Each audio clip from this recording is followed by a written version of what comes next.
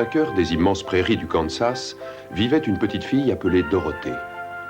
Elle était toujours accompagnée de son fidèle compagnon, le chien Toto. La petite était orpheline et elle vivait avec son oncle Henri et sa tante Emma, qui l'aimaient comme leur propre fille.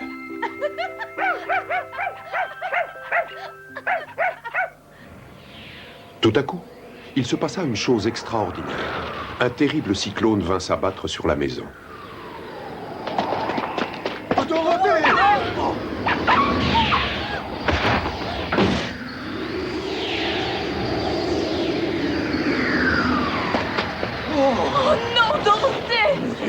Henri et Emma virent la maison se soulever dans les airs, emportée par le cyclone, et avec elle, la petite Dorothée qu'ils aimaient tant.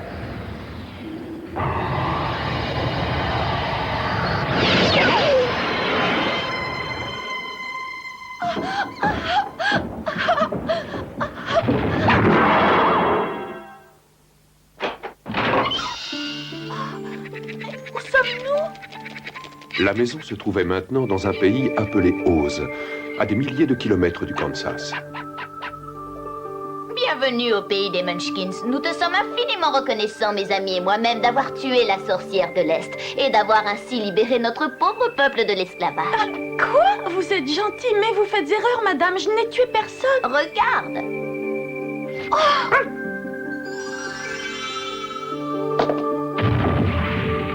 Toi, tu n'as tué personne, mais la maison si. Regarde ce qu'a fait la terrible sorcière de l'Est. Elle a servi les Munchkins pendant des années et à présent, tu les as libérés. Dites, madame, êtes-vous une Munchkin? Non, je suis leur amie. J'habite au pays du Nord. Mais vous êtes une sorcière? 4 sorcières vivaient au pays d'Oz. Les sorcières de l'Est et de l'Ouest étaient mauvaises, tandis que celles du Nord et du Sud étaient en réalité de bonnes fées. Oh, je voudrais tant revenir chez mon oncle et ma tante. Pouvez-vous m'aider à retrouver la route? Mais comment faire à l'est, à l'ouest ou au sud d'ici? Il y a un désert immense et personne ne peut le traverser. Oh, mon enfant, je suis désolé, mais je crois que tu ne pourras pas rentrer chez toi. Je ne pourrai jamais rentrer chez moi. Oh, Allons, ne t'inquiète pas, il y a sans doute un moyen. lequel? Il faut que tu ailles dans la cité d'Émeraude chez le magicien d'Oz. Il est le seul à pouvoir te venir en aide. Le magicien d'Oz, mais est-ce qu'il est bon? Oui, mais je ne peux pas te dire à quoi il ressemble, car je ne l'ai jamais vu. Bonne chance, mon enfant, sois courageuse. Aussitôt, une marque ronde et brillante apparut sur le front de l'enfant, là où la fée avait déposé un baiser. Puis elle lui fit mettre les souliers d'argent de la sorcière de l'Est et lui indiqua la route des briques jaunes qui conduisait à la cité d'Émeraude. Cette nuit-là, Dorothée et son chien trouvèrent refuge chez un habitant de la région.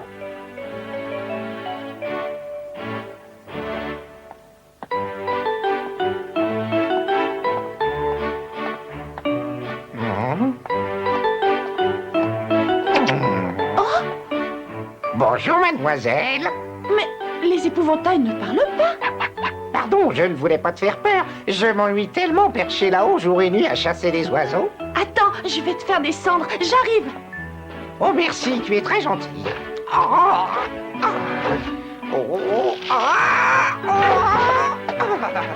merci beaucoup. À présent, je me sens beaucoup mieux. Mais à propos, qui es-tu et où vas-tu, ma petite?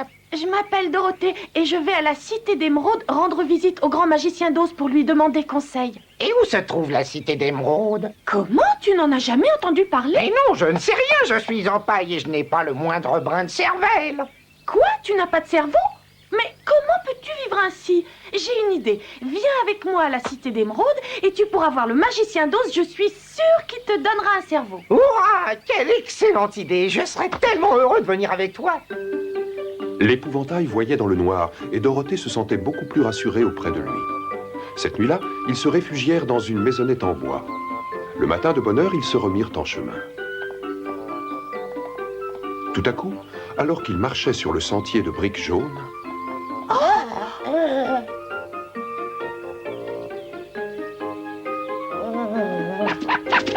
Toto, reviens ici! incroyable, c'était un homme de fer blanc.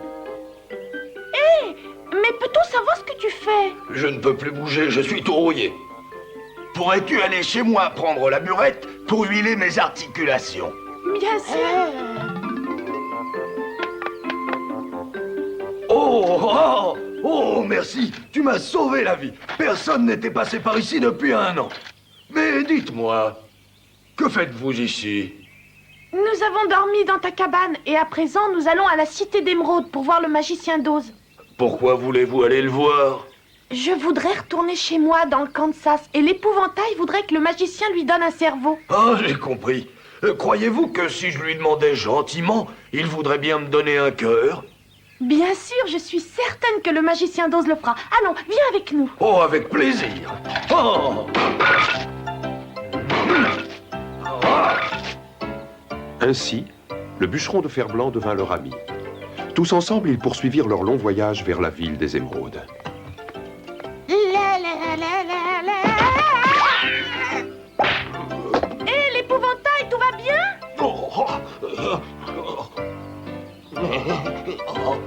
Pourquoi ne regardes-tu pas où tu mets les pieds? Parce que j'ai la tête pleine de paille et que sans cerveau, je ne peux penser à rien, tu comprends ça? Moi non plus, je n'ai pas de cerveau. Mais je préfère que le magicien me donne un cœur, car le cerveau ne suffit pas à faire le bonheur. Quoi? Tu parles sérieusement? Il faut que tu saches qu'avant, j'étais un homme avec un cerveau et un cœur. Mais la terrible sorcière de l'Est m'a jeté un sort pour m'empêcher d'épouser la jeune fille que j'aimais plus que tout au monde. Oh, le pauvre. J'ai dû renoncer à mon corps, mais je veux retrouver mon cœur, car rien n'est important dans la vie que l'amour. Oh, c'est beau. Oh non, je crois pas, moi je crois qu'il vaut mieux posséder un cerveau. Oh, l'épouvantail, sais-tu qu'il te manque une chaussure? Quoi? Sapristi! Oh, j'ai dû la perdre quand je suis tombé dans le trou. Elle ne doit pas être bien loin. Cherchons-la. Où peut-elle être? Je l'ai peut-être égarée dans la forêt sans m'en apercevoir.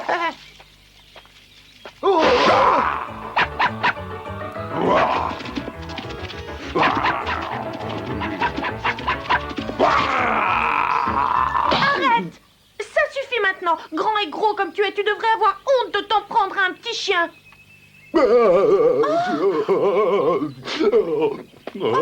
Mais tu n'es pas un lion méchant, tu n'es qu'un poltron. C'est vrai, je suis un poltron, j'ai peur de tout.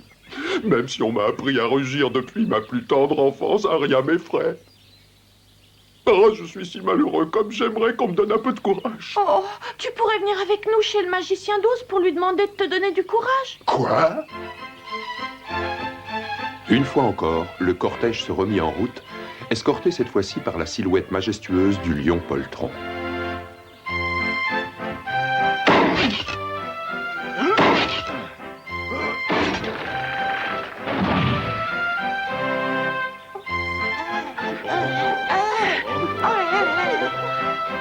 Dorothée et ses amis tâchaient de suivre le sentier des briques jaunes malgré toutes les difficultés.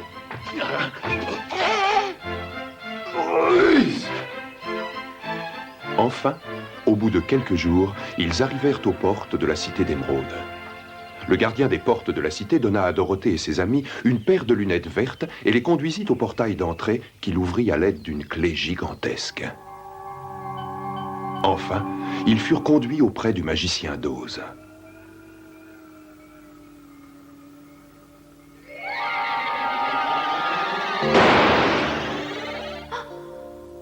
Pourquoi es-tu surprise? Je suis le grand magicien d'Oz, c'est moi que tu cherchais. Puis-je savoir pourquoi tu es venu me voir? Oh, grand magicien d'Oz, s'il vous plaît, je voudrais tant que vous m'aidiez à rentrer chez moi dans le Kansas. Mais dis-moi, pourquoi donc devrais-je faire cela pour toi? Parce que vous êtes un grand magicien et moi je ne suis qu'une petite fille seule et sans défense. Tu n'as pas le droit d'exiger que je te renvoie au Kansas, petite, à moins que toi aussi tu ne fasses quelque chose pour moi. D'accord, mais que dois-je faire? Voilà, tu dois tuer la sorcière de l'Ouest. Je n'y arriverai jamais. Il paraît que tu as déjà tué la terrible sorcière de l'Est. D'ailleurs, tu portes ses souliers d'argent. À présent, si tu veux que je t'aide, tu dois vaincre la sorcière de l'Ouest. Ensuite, seulement je te ferai rentrer au Kansas.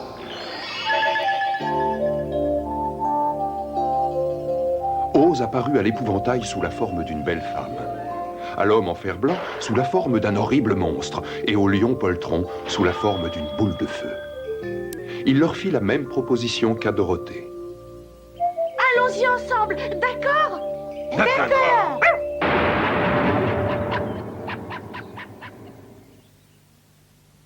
Dorothée et ses amis se mirent en chemin vers la contrée où vivait la terrible sorcière de l'Ouest. Mais la sorcière possédait un œil magique et elle était déjà au courant de tout.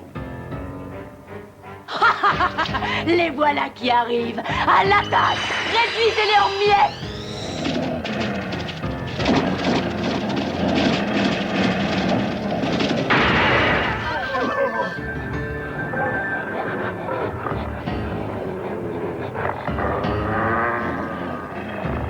Mais qu'attends-tu pour nous défendre? Tu n'es pas le roi des animaux? J'ai si peur. Ne t'inquiète pas, laisse-moi faire, je m'en occupe.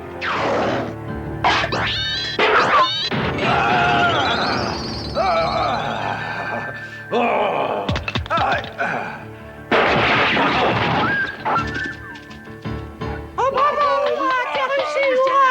Bon, eh bien, nous allons voir si vous pourrez vous débarrasser de ceci. La sorcière de l'Ouest envoya un vol de corbeaux sauvages sur Dorothée et ses compagnons. Ah, cette fois, c'est à moi. Et prends ça!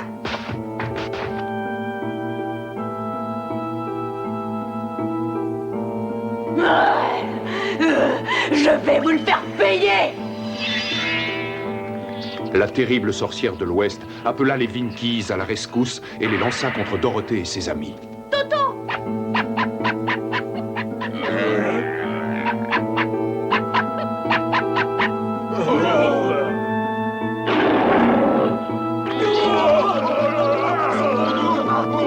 Mais eux aussi durent s'incliner. Je n'arrive pas à y croire, ils ont encore réussi. Alors, la sorcière décida de se servir de son chapeau enchanté. Pépé, flololo, courou, coucou, firinfou, firinfoun, zirou, zouk, ziro, zik. Grâce au chapeau enchanté, la sorcière de l'Ouest fit venir une nuée de singes ailés. Les animaux obéissaient à qui possédait le chapeau enchanté et exauçaient 3 vœux. Or, c'était la 3e fois que la sorcière avait recours au chapeau magique. Parle, sorcière, quel est ton dernier souhait? Nous sommes envahis par des étrangers, je veux qu'ils soient éliminés. Bien, ce sera fait.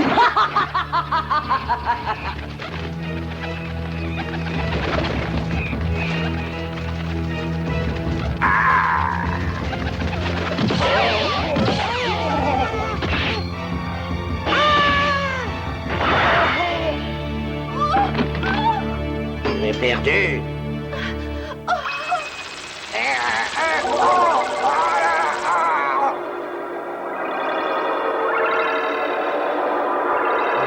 Cet enfant est protégé par la marque de la force du bien. Je ne peux rien faire contre elle. Incapable! Je t'avais ordonné d'éliminer les envahisseurs. Qu'est-ce qui te prend? Tu n'écoutes plus les ordres de tes supérieurs? Crois-moi, je ne pouvais pas faire autrement. Je vais t'expliquer. Cet enfant est protégé par les forces du bien. Oh non, il faut que je sois rusé si je veux m'emparer des souliers de la sorcière de l'Est. Tout d'abord, la sorcière décida de faire de Dorothée son esclave, car elle était bien décidée à attendre le moment propice pour lui voler ses souliers d'argent.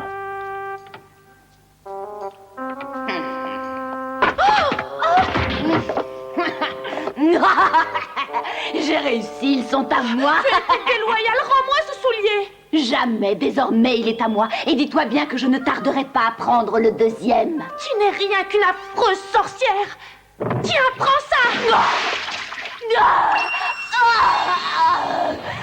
Est-ce que tu te rends compte de ce que tu as fait? Seul l'eau peut me détruire. Regarde, je suis en train de fondre. Oh, mais c'est vrai. C'est incroyable.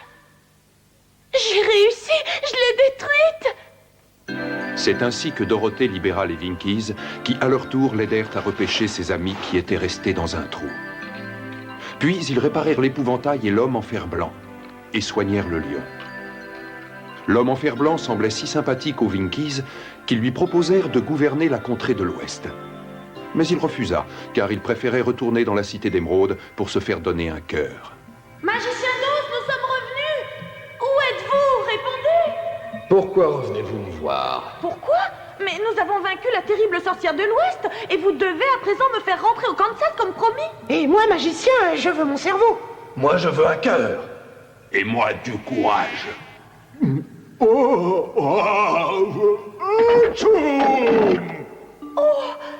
vous, qui êtes-vous? Eh bien, je suis le grand magicien dont ça ne se voit pas. En réalité, Oz n'était pas un grand magicien, mais un simple illusionniste. Autrefois, j'étais aéronaute forain. Les jours de spectacle, je montais en ballon pour attirer le public. Mais un jour, le vent m'a emporté loin, très loin, et je me suis retrouvé dans ce pays perdu. Le peuple des Munchkins m'a pris pour un grand magicien et m'a accueilli avec amour et respect. Et vous avez construit la cité d'Émeraude en faisant croire que vous étiez un magicien très puissant? Oui, mais en réalité, j'ai toujours eu très peur. Si la sorcière de l'Ouest ou celle de l'Est avait découvert ma vraie identité, elle m'aurait tué. C'est pour cela que je suis si heureux que vous ayez tué la sorcière de l'Ouest. Voilà pourquoi vous nous avez proposé ce marché. Eh oui, mais je ne pensais pas que vous réussiriez. Quoi qu'il en soit, je ne suis pas un vrai magicien et je n'ai pas le pouvoir d'exaucer vos souhaits. Quoi? Vous nous avez menti et vous n'êtes qu'un charlatan. Non, attends, tu as raison, mais au fond, tu sais, je suis un brave homme. C'est en tant que magicien que j'ai jamais pu m'affirmer. Je suis mauvais. Alors vous ne pourrez pas me faire rentrer au Kansas? Et vous ne pourrez pas me donner un cerveau? Et mon cœur. Et mon courage. Je pourrais peut-être essayer quelque chose. Attendez jusqu'à demain. Le lendemain, le magicien d'Oz donna un cerveau à l'épouvantail, un cœur à l'homme en fer blanc et une bonne dose de courage au lion poltron. Les trois compères étaient fous de joie, bien qu'en réalité le magicien n'ait rien fait de tout cela. Ils savaient bien que chacun d'eux possédait un cerveau, un cœur capable d'aimer et beaucoup de courage. Dorothée décida de rentrer au Kansas avec le magicien d'Oz en montgolfière. Eh oui, il se trouve que le magicien d'Oz était lui aussi originaire du Kansas. Je dois partir pour un long voyage. En mon absence, j'ai demandé à mon ami l'épouvantail de s'occuper de ce pays. Malheureusement, avant que Dorothée ne soit montée dans la nacelle, le vent emporta le ballon.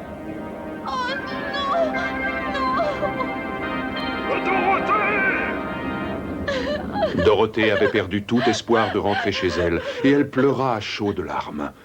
Tout à coup, elle remarqua le chapeau enchanté de la sorcière de l'Ouest. La formule magique était écrite à l'intérieur.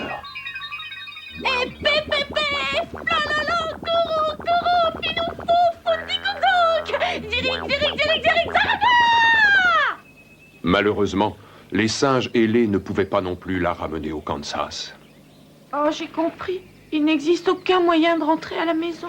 Je crois qu'il est un peu tôt pour abandonner.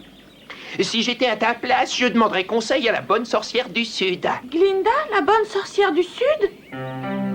Le lendemain, Dorothée et ses amis partirent en direction du royaume des Quadlings, que gouvernait la sorcière du Sud. En route, ils se perdirent dans une forêt d'arbres vivants. Mais ils furent sauvés grâce à l'habileté de l'homme de fer blanc. Le lion poltron l'emporta sur une araignée gigantesque et décida sur le champ qu'il était le seul et unique roi de la forêt. Puis, ils demandèrent de l'aide aux singes ailés. Et après avoir franchi la dernière colline, ils se trouvèrent dans la contrée du Sud où vivait Glinda. D'accord, Dorothée. J'ai compris. Ne t'inquiète pas, je tâcherai d'exaucer ton souhait. Oh, c'est sûr, vous le ferez vraiment? Oui, mais en échange, serais-tu prête à me céder ton chapeau enchanté? Bien sûr, avec plaisir. Grâce à ce chapeau, l'épouvantail retournera dans la cité d'Émeraude, l'homme de fer blanc au pays des Binkies et le lion poltron retournera dans la forêt où vivent ses nombreux amis. Oh. Quant à toi, Dorothée, tu pourras rentrer dans ta famille au Kansas grâce à tes souliers d'argent. Quoi? Grâce à mes souliers? Oui, tu dois taper 3 fois du pied et dire où tu désires aller. Alors tu arriveras là où tu veux. Ça alors, si j'avais su. Oh ben, c'est le moment de nous séparer, hein. Tu nous manqueras beaucoup. Nous ne t'oublierons jamais, Dorothée. Moi non plus, je ne vous oublierai pas. À présent, tu dois partir. Es-tu prête, Dorothée? Oui, au revoir à tous. Et merci beaucoup, mes amis. Toto? Conduisez-moi chez ma tante Emma et mon oncle Henri.